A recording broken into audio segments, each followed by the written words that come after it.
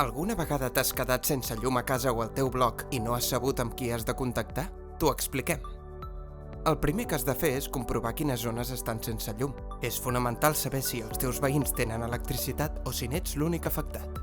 Si no ets l'únic, el més probable és que es tracti d'una apagada per un problema a la xarxa. En aquests casos, el que has de fer és comunicar l'avaria a la distribuïdora, que és qui s'encarrega de la xarxa elèctrica i del seu manteniment. A Barcelona i l'àrea metropolitana és E-Distribución qui gestiona la xarxa. Recomanem que hi contactis directament per dos motius. Primer, perquè puguin documentar la incidència i t'assignin un número de seguiment.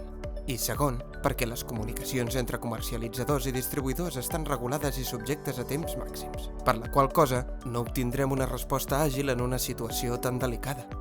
Una vegada s'ha resolt la incidència, pots reclamar els danys soferts a través de la teva comercialitzadora.